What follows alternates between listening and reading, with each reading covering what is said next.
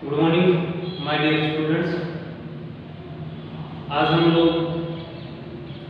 Last class में हम लोगों ने एक पोएम की थीम के बारे में चर्चा की थी। जो हमारी पोएम थी ए बॉय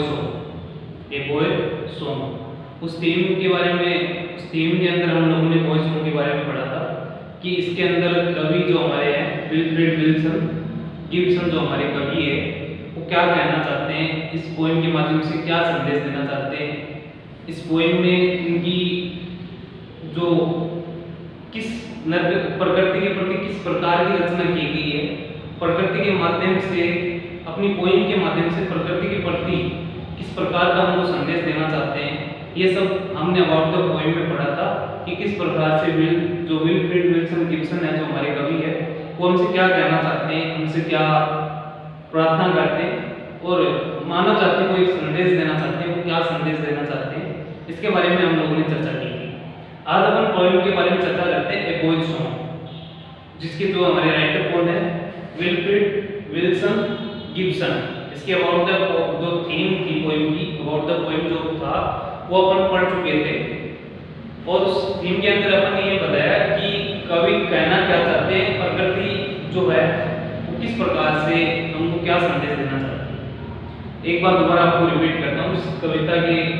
जो समरी है उसके एक छोटे से सारांश के रूप में आपसे मैं कहना चाहता हूँ कि यहाँ पे जो कवि है विल्फ्रेड गिब्सन, वो क्या कहते हैं कि भगवान ने क्या बनाया है, सृष्टि का निर्माण किया है। भगवान ने क्या किया, किसको क्रिएट किया है, ये जो हमारी सृष्टि है इसका निर्माण किसने किया है, भगवान ने। और भगवान ने एक प्रकृति ऐसी बनाई है, एक प्रकृति बनाई है और उस प्रकृति के अंदर जानवर भी रहते हैं, मानव भी रहते हैं, पक्षी भी रहते हैं। इस प्रकार से सारे जीव जंतु इसके अंदर निवास करते हैं, प्रकृति के अंदर निवास करते हैं। और उसी प्रकृति के अंदर विशेष रूप से पक्षियों के लिए कवि ने एक संदेश, मानव जाति को एक संदेश दिया है कि हम लोग जो है प्रकृति द्वारा जो मानव जाति को और पक्षियों को और पशुओं को, जो भी प्रकृति के अंदर जो रहने वाले हैं, भले वो पशु हो, भले वो पक्षी हो, भले वो इंसान हो, तो मानव जाति को और पशु और पक्षियों को प्रकृति ने समान स्वतंत्रता प्रदान की, समान स्वतंत्रता प्रदान की, स्वतंत्र तरीके से जीवन जीने की। जिस प्रकार से इंसान को स्वतंत्रता चाहिए अपना स्वतंत्र जीवन जीने के लिए, उसी प्रकार से यहाँ पे कवि कहना चाहते हैं कि पक्षियों को भी हमारे जैसे क्या चाहिए, स्वतंत्रता चाहिए। वो भी क्या चाहते हैं, अपना एक स्वतंत्र जीवन जीना चाहते हैं। इस कविता के माध्यम से कवि हमको ये कहना चाहते हैं कि हम किसी भी प्रकार के पक्षी हो, भले वो पशु हो, उसकी स्वतंत्रता का हमको क्या नहीं करना चाहिए, आनंद नहीं करना चाहिए, उसकी स्वतंत्रता को बनाए रखना चाहिए। कभी भी हम पक्षी को पिंजरे में बंद नहीं करना चाहिए, पशु को हमको पकड़े रहने वाला बंद उनको नहीं करना चाहिए। क्योंकि मानव जाति जो है, इंसान जो आधुनिक जो हमारा जो युग चल रहा है, इसके अंदर इंसान क्या बनता जा रहा है, एक स्वार्थी प्रवृत्ति उसकी बनती जा रही है। और स्वार्थी प्रवृत्ति होने के कारण से इंसान क्या कर रहा है, पक्षी और पशुओं को पिंजरे में कैद करके और उनसे कुछ पैसे, यानी दो कौड़ी लाभ के लिए, छोटे से लाभ के लिए, छोटे से पैसे कमाने के लिए वो क्या करते हैं, पक्षियों को अपने पिंजरे में बंद करते हैं और इस प्रकार से वो उनकी स्वतंत्रता का क्या करते हैं, आनंद करते हैं। तो इस पोएम में जो फर्स्ट स्टेंजा है उससे अपन शुरू करते हैं। कवि इस कविता के माध्यम से, वो तो हमारा अबाउट द पोएम था, इसमें जो पोएम में कवि क्या कर रहे हैं इसके बारे में अपन पढ़ते हैं। तो फर्स्ट स्टेंजा की फर्स्ट रो है, यहाँ से अपन शुरू करते हैं। Because I said no snail, because I said no snail. इसका देखना आंसर मिलेगा आपको, because I said no snail, क्योंकि सेकंड होता है बिछाना, सेकंड क्या होता है, बिछाना। नो स्नेल, स्नेल की अपन ने पोएम में पढ़ी थी, द स्नेल। स्नेल का मतलब क्या होता है, जाल। कि कवि क्या करता है, क्योंकि मैं क्या नहीं बिछाता हूँ, किसी प्रकार का कोई जाल नहीं बिछाता। जाल बिछाने का मतलब मैं किसी भी प्रकार के पक्षी को जाल या पिंजरे के अंदर कैद नहीं करता हूँ। कैसे, इसका आंसर इसमें होगा, but leave them time free. जाल बिछाने की बजाय, पक्षी को पकड़ने की बजाय, कभी अपनी जो मनोदशा है, अपना जो भाव है, वो कहना चाहता है कि but leave them flying free, मैं उनको उड़ने के लिए आजाद छोड़ देता हूँ। मैं उनको पकड़ता नहीं, मैं क्या करता हूँ, उनको उड़ने के लिए आजाद छोड़ देता हूँ। All the birds of the air belong to me. कारण क्या है इसका कि ये कहने का मतलब इस प्रकृति के अंदर, हवा के अंदर, आसमान में, खुले आसमान में, लिमिटलेस जो स्काई है हमारा, असीमित जो आसमान है, इसमें खुले आसमान में विचरण करने वाले, उड़ने वाले सारे के सारे जो पक्षी है वो किसके पक्षी है, बिलोंग टू मी, वो हमारे पक्षी है, वो मेरे पक्षी है। मेरे पक्षी का मतलब वो हमारी प्रकृति के पक्षी है, वो हमारे जैसे, उनका क्या है,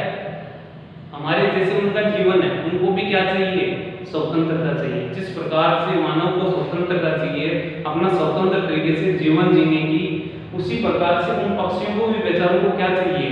स्वतंत्रता चाहिए। किसके लिए, अपना एक अच्छा सा स्वतंत्र जीवन जीने के लिए। इसलिए कवि क्या कहता है, because I said no snake, मैं किसी प्रकार का कोई पक्षी को कभी भी पिंजरे में कैद नहीं करता हूँ। उसकी बजाय, कैद न करने की बजाय मैं उनको क्या कर देता हूँ, but leave them flying free, मैं उनको उड़ने के लिए आजाद छोड़ देता हूँ, मैं उड़ने के लिए उनको स्वतंत्र कर देता हूँ। क्योंकि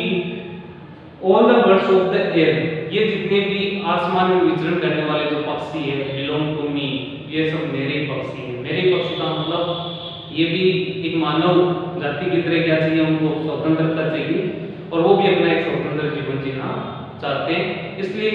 कि जिस प्रकार की मनोदशा किसकी है, कवि की है, वैसी मनोदशा किसकी है, पक्षियों की है। कहने का मतलब जिस प्रकार से जो विल्फ्रेड विल्सन गिब्सन है वो क्या कहना चाहते हैं कि जिस प्रकार से मेरे को स्वतंत्रता मिल रही है, वैसी स्वतंत्रता किसको मिलनी चाहिए, पक्षियों को मिलनी चाहिए, ताकि वो खुले आसमान में विचरण कर सके और एक अच्छा सा प्रकृति के अंदर दृश्य क्रिएट कर सके। ऐसी उसके बाद में from the blue tip on the slow, slow का मतलब होता है एक किनारा जिसको बोल सकते हैं, यानी कहने का मतलब एक झाड़ी होती है, झाड़ी हो सकती है, पेड़ की वो झाड़ी हो सकती है, या पेड़ का जो किनारा होता है, किनारा मतलब जो टहनी होती है। From the blue tip on the slow, जो टहनी के ऊपर बैठी हुई जो ब्लू टिप है, ब्लू टिप का मतलब एक छोटी चिड़िया, ब्लू टिप का मतलब यहाँ से एक छोटी चिड़िया से लिया जा रहा है कि यहाँ तक कि छोटा सा पक्षी, छोटे से छोटा पक्षी जिसको क्या बताया गया है, ब्लू टिप, जो कहाँ पे बैठी रहती है, ऑन द स्लो का मतलब पेड़ की शाखा पे या डाली पे बैठी हुई, to the eagle on the height, और उससे लेकर के जो बड़ा पक्षी जो होता है, ईगल जिसकी अपन बात कर रहे हैं, बाज जो पक्षी है उसकी बात की जाएगी, ऑन द हाइट, जो कहाँ पे उड़ता रहता है, खुले आसमान में, हाइट यानी काफी ऊंचाई तक वो क्या करता है, उड़ान भरता है। अनकेस्ड दे केम एंड गो, जब उनको किसी ने पिंजरे में बंद कर दिया और उनको जैसे निकाला जाता है, जैसे उनको उड़ने के लिए खुले आसमान में विचरण करने के लिए स्वतंत्र कर दिया जाता है, छोड़ दिया जाता है, जब अनकेस्ड कर दिया जाता है, पिंजरे से निकाल दिया जाता है, दे कम एंड गो और माय डिलाइट। तो कवि क्या करता है, जब मैं ऐसा कुछ करता हूँ, मैं करता हूँ, कहने का मतलब कवि क्या कहता है, यहाँ पे एक इमेजिन तौर पे कह रहा है कि जैसे कोई छोटी पक्षी हो, भले छोटे से छोटा पक्षी हो, जैसे ब्लूटूथ का एग्जांपल दिया है, जो एक छोटी सी चिड़िया होती है, और एक बड़ा सा पक्षी जो कौन सा, ईगल का एग्जांपल दिया जिसको अपन बाज कहते हैं, जो क्या करता है, खुले आसमान में विचरण करता है। एक ब्लूटूथ होती है, वो क्या करती है, स्लो एक शाखा के ऊपर बैठती है। उन दोनों को जैसे क्या किया जाता है, पिंजरे से बाहर निकाला जाता है, कहने का मतलब जैसे उनको स्वतंत्र किया जाता है, जैसे उनको आजाद कर दिया जाता है उड़ने के लिए, दे केम एंड गो, वो क्या करते हैं, आते हैं और वापस जाते हैं। कहने का मतलब वो खुले आसमान में विचरण करते हैं, एक बार ऊपर हाइट तक जाते हैं, काफी ऊंचाई तक जाते हैं और वापस उड़ते हुए नीचे की तरफ आते हैं और वापस क्या करते हैं, अपनी उड़ान भरते हैं। तो फॉर माय डिलाइट, तो कवि क्या करता है, किसके लिए ऐसा कर रहे हैं पक्षी, फॉर माय डिलाइट यानी मेरी प्रसन्नता के लिए, मेरी खुशी के लिए। कहने का मतलब कवि ये दृश्य देख करके, ऐसा दृश्य देख करके कवि को क्या मिलती है, प्रसन्नता मिलती है। कवि बहुत ज्यादा क्या होते हैं, आनंदित महसूस करते हैं। तो इस दो स्टेंजा, जो फर्स्ट और सेकंड जो हमारा स्टेंजा था, इसके अंदर कवि कहना क्या चाहता है कि जो ये हमारे जो पक्षी, आसमान में जो उड़ने वाले पक्षी है, वो हमारे पक्षी हैं। इनको हमको क्या नहीं करना चाहिए, कभी भी पिंजरे में कैद नहीं करना चाहिए। उनको जैसे हम स्वतंत्र आजाद छोड़ देंगे, खुले आसमान में विचरण करने के लिए छोड़ देंगे, तो जैसे ये उड़ान भरेंगे, बड़ा ही एक अच्छा सुहावना सा दृश्य का निर्माण करेंगे, जिससे इंसान को अपनी आत्मिक क्या मिलती है, संतुष्टि मिलती है, आनंद मिलता है, उसको आत्मिक आनंद की अनुभूति होती है। होती है जिस प्रकार से किसको महसूस हो रही है, कवि को महसूस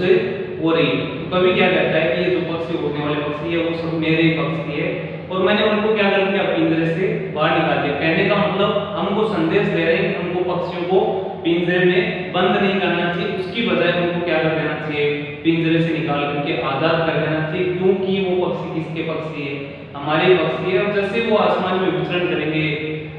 बड़ी बड़ी ऊंची ऊंची क्या भरेंगे, उड़ानें भरेंगे, तो हम उस दृश्य को देख करके बहुत ही खुशी या प्रसन्नता मिलेगी। नेक्स्ट जो हमारा सेंस है, and so the sunward wing, और इस प्रकार से I soar on the eagle's wings and so the sunward wing, जैसे जो ईगल की जो चर्चा की जा रही थी कि वो ईगल कहां तक उड़ता है, काफी ऊंचाई तक जाता है, हाइट्स तक जाता है, और जैसे वो सनवर्ड है, सनवर्ड का मतलब सूर्य की दिशा में, जिस दिशा में सूर्य क्या हो रहा है, उदय हो रहा है, उसी दिशा में सुबह सुबह विचरण करता हुआ खुले आसमान में उड़ता हुआ पक्षी उसकी दिशा में जाता है। I soar on the eagle's wings, और ऐसा कवि क्या कर रहा है, फील कर रहा है, इमेजिन कर रहा है कि मेरे को लगता है कि मैं जैसे ईगल यानी जो ब्रूड है, सॉरी ईगल यानी जो ब्रूड या जो बाज पक्षी है उसके ऊपर क्या मैं बैठा हूं, उसके पंखों के ऊपर बैठा हूं और मैं क्या कर रहा हूं, खुले आसमान में क्या कर रहा हूं, विचरण कर रहा हूं। कहने का मतलब पक्षी को देख करके, पक्षी जैसे झूलते हुए इस प्रकार से उड़ता हुआ किसकी तरफ जाता है, सूर्य की तरफ जाता है, तो कवि बहुत ज्यादा क्या महसूस करते हैं, आनंदित महसूस करते हैं, कवि डिलाइटफुल महसूस करते हैं, बहुत ही कवि को खुशी होती है उस दृश्य को देख करके, और कवि ऐसे इमेजिन करते हैं उस खुशी के साथ में उस दृश्य को देख करके कि जैसे मैं उसकी उस बाज पक्षी के पंखों पे बैठा हूं, और जैसे पंखों पे बैठ करके खुले आसमान में विचरण करने में जितना मेरे को मजा आता है, वैसा आनंद वो नीचे बैठे बैठे उस पक्षी को देख करके क्या कर रहे हैं, महसूस कर रहे हैं, इतने आनंदित हो रहे हैं। And in my head all day the blue tit sings, और कवि क्या कहते हैं कि ईगल की इस प्रकार के उड़ान को देख करके, जो सनवर्ड में सूर्य की तरफ वो उड़ान भरता है, इस उड़ान को देख करके कवि को बहुत ज्यादा क्या होती है, खुशी होती है, इसलिए वो इमेजिन करते हैं इस बात को लेकर के कि मेरे को ऐसा लगता है कि आई सोर, सोर का मतलब होता है बैठना, बिछाना, आगे बढ़ाना, इस प्रकार से आई सोर ऑन द ईगल्स विंग्स, तो कवि सोचता है कि मैं जैसे कहां बैठा हूं, जो ईगल है उसके विंग्स यानी पंखों के ऊपर बैठा हूं, और मैं भी क्या कर रहा हूं, खुले आसमान में विचरण कर रहा हूं, इतना आनंदित किसको महसूस होता है, कवि महसूस करते हैं। और वो क्या कहते हैं कि and in my head all day, कि मेरे दिल के अंदर क्या होता है, ऑल डे पूरे दिन भर क्या होता है, ब्लू-टिड सिंग्स यानी जो एक छोटी सी चिड़िया होती है जो शाखा के ऊपर बैठी बैठी क्या करती है, गायन करती है, वैसी गायन मेरे दिल में बार बार क्या होती है, इको होती है, गूंजती रहती है, मेरे को बार बार कानों में क्या सुनाई देती है, छोटी सी चिड़िया की गूंजने की, छोटी सी चिड़िया की चहचहाने की आवाज मेरे को चिरप्रिंग करती हुई आवाज मेरे को सुनाई देती है। इस प्रकार से कवि यहाँ पे कहना क्या चाहते हैं कि भले पक्षी बड़ा हो, भले पक्षी कैसा हो, छोटा हो, हमको जितनी स्वतंत्रता हमको मिल रही है उतनी स्वतंत्रता हमको किसको देनी चाहिए, पक्षियों को देनी चाहिए। उनको हमको पकड़ के पिंजरे में कैद नहीं करना चाहिए। इंसान परवर्ती जो निजी स्वार्थ के लिए इंसान क्या करते हैं, पशु और पक्षियों को पिंजरे में कैद करते हैं, ऐसा हमको नहीं करना चाहिए। सपोज दैट आप एक बच्चे हैं, आपकी मम्मी या पापा ने आपको 2 थप्पड़ लगाए और पकड़ के एक कमरे में बंद कर दिया 2 दिन के लिए, आप कैसा महसूस करेंगे, आप रह पाओगे, नहीं रह पाओगे। तो हम बेचारे पक्षी को 2-2 साल से 3-3 साल से पिंजरे में पकड़े हुए रखते हैं, हम अपनी तरफ से उसकी सेवा भी करते हैं, लेकिन उसको जो मजा आसमान में विचरण करने में आता है वो मजा पिंजरे में थोड़ी ना आता है। आपको कमरे में बंद करके आपको अच्छे अच्छे पकवान खिलाए जाएं,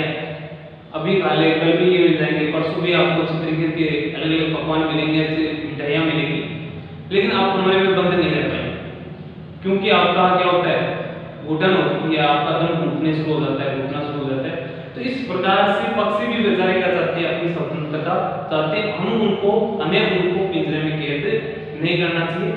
तो इसके माध्यम से कवि का पहला क्वेश्चन जो एग्जाम की दृष्टि से इंपॉर्टेंट है, what is the message of the poem a poem song, कवि का एक पोएम सॉन्ग पोएम के माध्यम से कवि क्या संदेश देना है, पहला क्वेश्चन। दूसरा क्वेश्चन आपका बनता है what are the ideas of poem, कवि के क्या क्या विचार है अबाउट द किसके बारे में, एनिमल्स एंड बर्ड्स,